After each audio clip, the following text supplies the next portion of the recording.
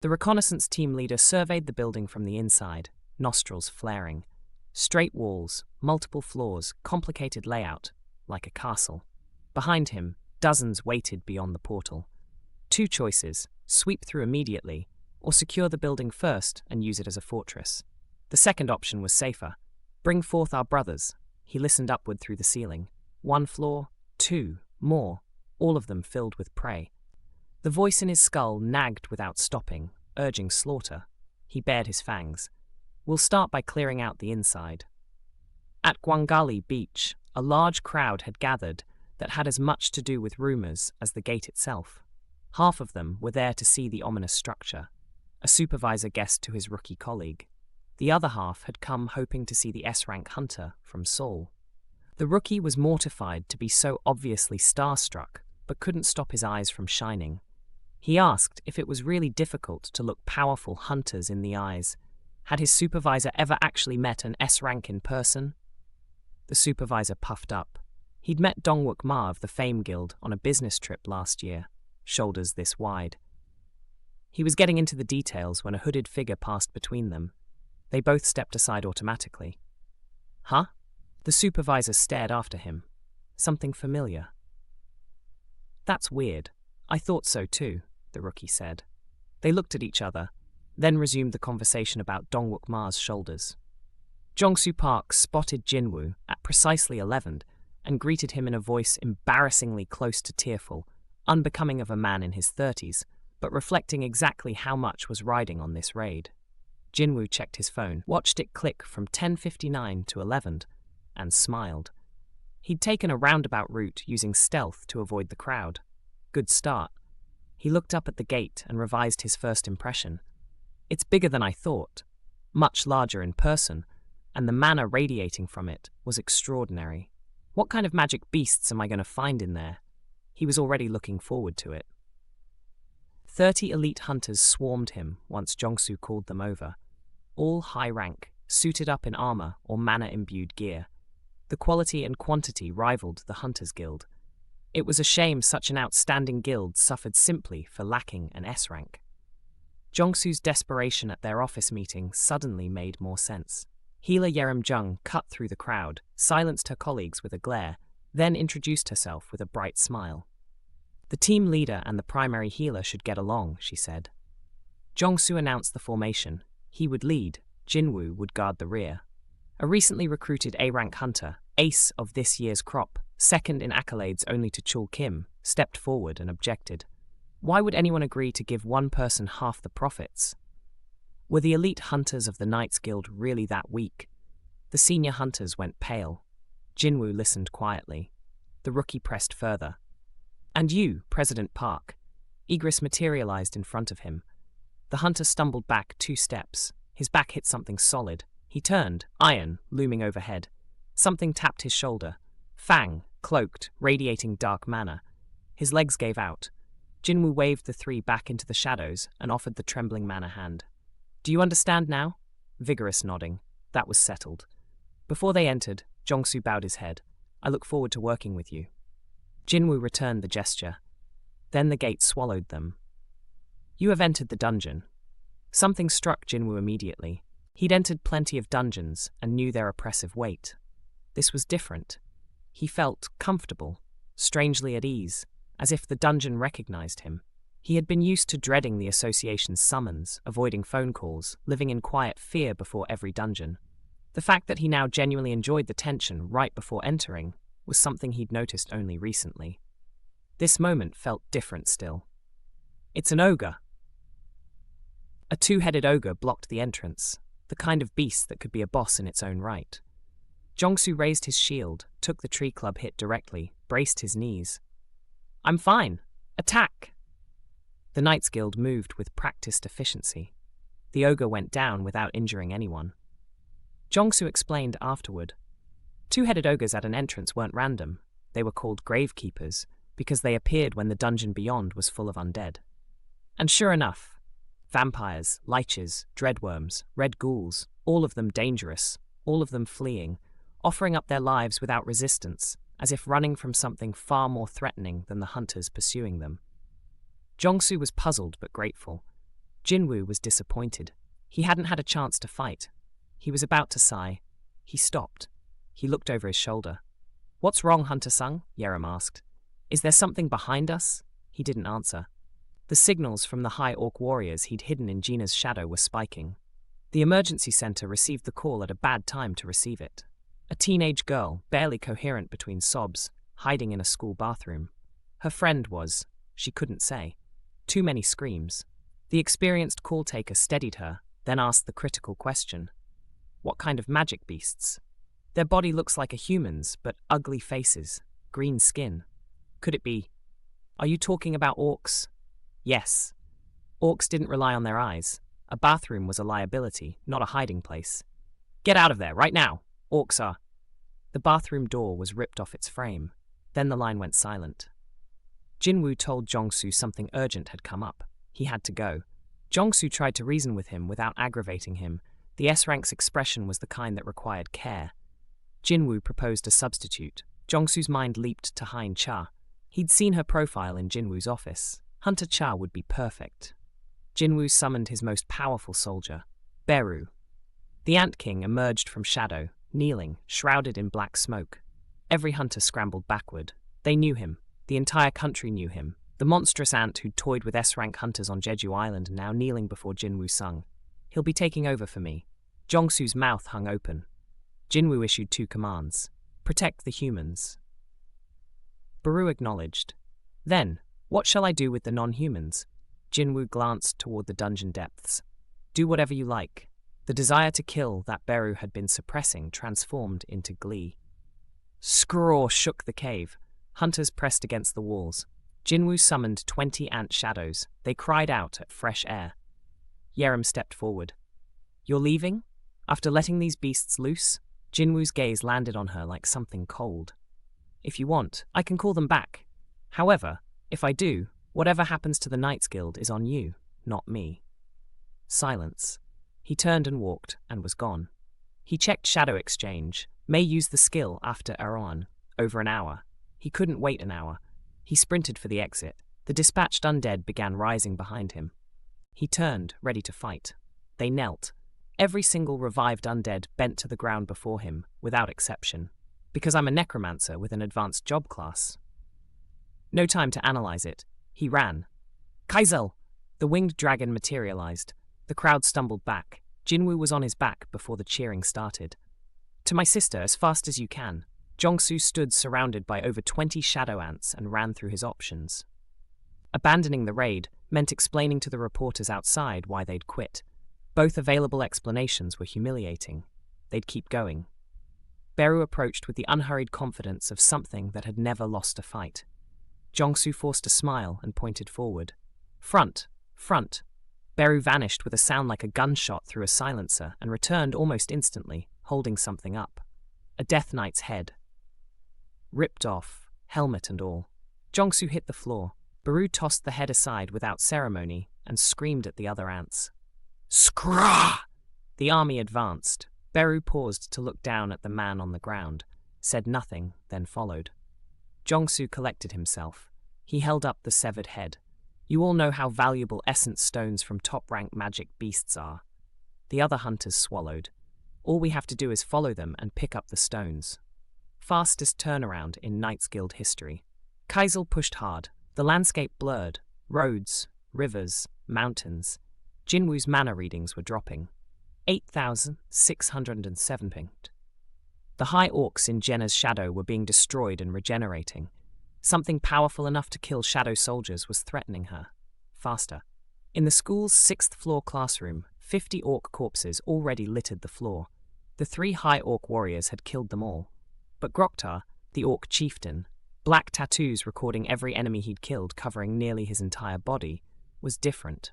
He moved through their defenses with a fluid ease, severing arms, slitting throats. The high orcs regenerated. He killed them again. The battle would never end.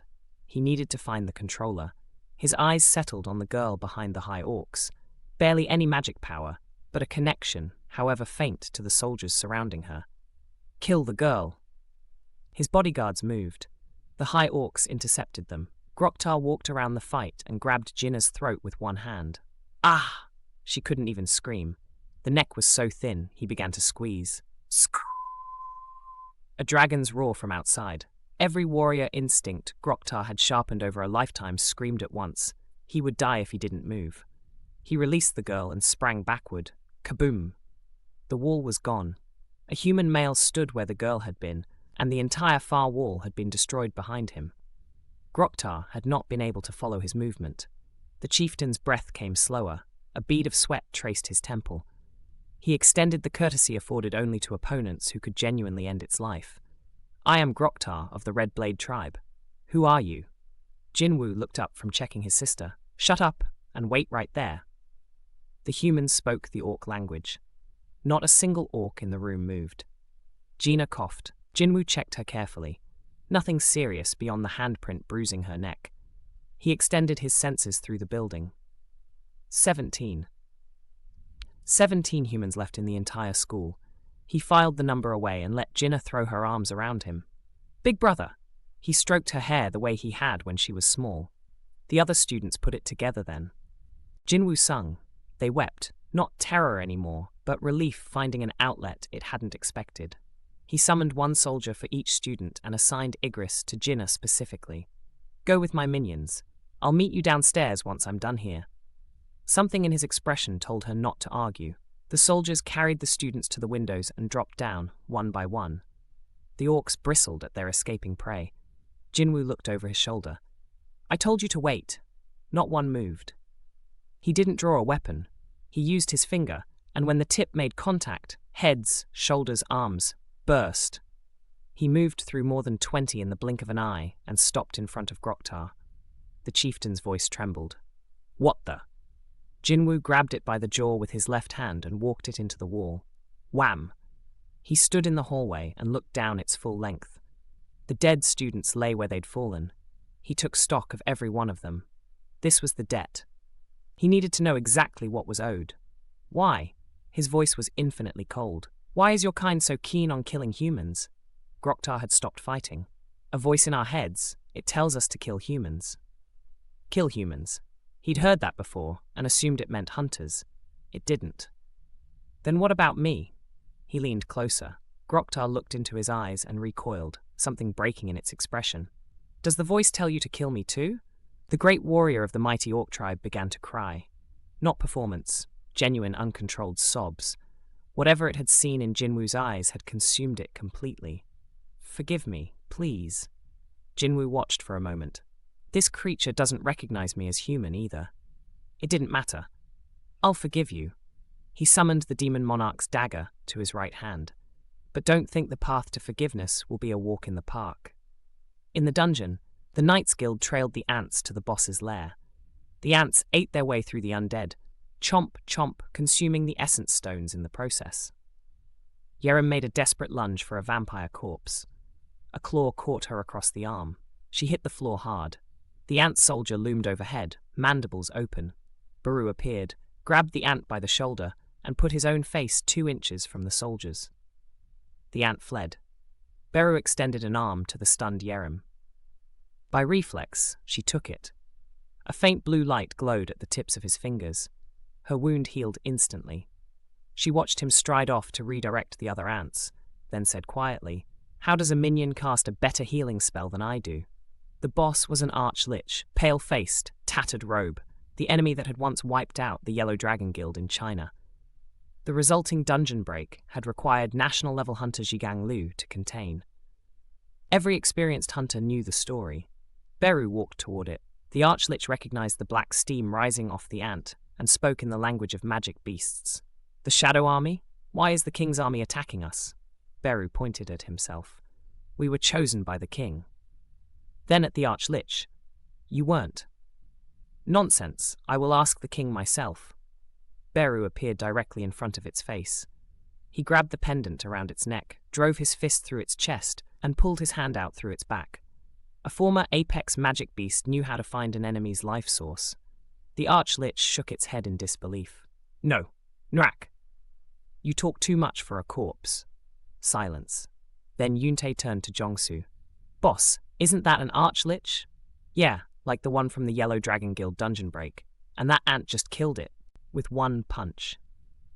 Every hunter stood there with the expression of someone who would be describing this to strangers for the rest of their lives. The Death Knights waiting outside Yerem's holy wall dropped like marionettes whose strings had been cut. Phew, Jong-soo exhaled. The relief spreading across the guild's faces was the kind that follows a genuine belief you were going to die. Yoon-tae said thoughtfully, "Boss, isn't this basically the same as Hunter Sung clearing this dungeon by himself?" "Pretty much. Then he can clear a gate by just sending those guys in." Jong-soo felt goosebumps. Over 200 minions visible on Jeju Island footage, and that was only the ones cameras caught. "Boss, I think we should seriously consider joining his guild. The proper term is M&A, Knights Guild, merges with new guild founded by Korea's best hunter. Quite the headline." He grinned. "He still has to meet the minimum squad count, even with minions. We'd help him hit the number. He'd guarantee our survival. Win-win." The gate rumbled. The dungeon was closing. "Let's discuss this outside." Hunters arrived at the school and followed the manor compass to the 6th floor. A man stood in the hallway with a bloody dagger before what had been an orc. The strike leader found it briefly hard to breathe when Jinwoo's gaze landed on him. He raised his walkie-talkie. "Hunter Jinwoo Sung is here. All clear." President Go was waiting outside, 17 students alive. The association had already sent someone to Jinwoo's mother before she could hear the news from television. On the ride to the hospital, President Go shared charts. Gate appearances in Seoul over the last 6 months. Steady, then sharply up. Worldwide statistics nearly identical. More gates, more magic beasts, and alongside them, long lines of people registering as reawakened beings, as if the world were generating more hunters to meet the threat. "There is a change in the air," he added honestly, "but this is just my opinion." Then he took documents from his briefcase. Official contact requests from Japan, the United States, China, Russia, France, England, Germany, the Middle East. "The association has no right to stop them. We're just protecting your privacy, as per your request." A pause. "The decision is yours, but I get the feeling Korea will have difficulty filling your spot if you decide to leave." Jinwoo looked out the window. "Then, can you make it so I can enter a high-rank gate on my own? Remove the minimum squad requirement." President Go stared at him. "You want to raid all the gates your guild receives permits for by yourself?" "Yes." The president sat with it. A one-man strike squad. His biggest concern lately had been the large guilds accumulating too much political influence. A single powerful hunter operating independently was a very different kind of power. "It's not impossible. Thank you." "I'm the one who should be thanking you." At Eugene Construction, Secretary Kim watched Chairman Myung-hun Yoo sit up from a desk where he'd been asleep for 23 hours and 46 minutes. The eternal sleep disease had been advancing. Secretary Kim had been prepared to take him to the hospital at the 24-hour mark. He placed the newspaper on the desk and turned to the next page. A hospital photograph. A middle-aged woman rushing through the entrance. The chairman recognized her immediately. Jinwoo Sung's mother, who was supposed to be lying in a hospital bed on life support. "Could you please look into this?" "Yes, sir." The second matter. His daughter Jinhee had returned to Korea yesterday. On cue, the office door burst open and she entered with tears already forming. At a photo shoot across the city, Jinho's cousin Suhyun Yoo, model, eldest daughter of a pharmaceutical chairman, received a call. Her phone said, "The fool." "What?" "Hey, sis." He only called her that when he needed a favor. He offered an alternative to being dragged into the Eugene Guild to serve under his older brother Jin-Sung. Add her name to his founding documents. Freedom to do whatever she wanted. "You're asking me to join a guild that hasn't even been established yet?" "Yup. Who would form a guild with a D-rank hunter? You sure you're not getting scammed?" She heard the smirk forming. "You're not ready to hear who it is. I'll count down from 3. 3, 2. It's Jinwoo Sung." Her jaw dropped. She remembered him, not primarily from Jeju Island, but from the press conference where he'd turned and walked away from Min-sung Lee's entire spectacle without a word. Extremely gratifying. She told Jinho she'd come to the office. Jinho had been staring at his monitor. All the bad-mouthing posts about Jinwoo were gone, buried by the actual record. Jeju Island, the traffic jam gate, now the school. The rare remaining detractors were shouted down within minutes. It was great. So why did Jinho feel so empty? He was running out of ways to contribute. The guild hadn't officially formed yet, and he was already failing to find things to do. He jumped up when Jinwoo walked in. "Welcome back, boss." Jinwoo looked exhausted. He'd spent the night at the hospital for Jinah's peace of mind. She'd tried to seem fine and hadn't quite pulled it off. Then came straight to the office after washing up. He'd left Beru hidden in Jinah's shadow in case anything happened. Suhyun was openly staring. Jinho had already briefed Jinwoo, someone with a hunter's license, no interest in guild activities, trustworthy. "I know exactly who." Her clear eyes and bright smile gave a good first impression.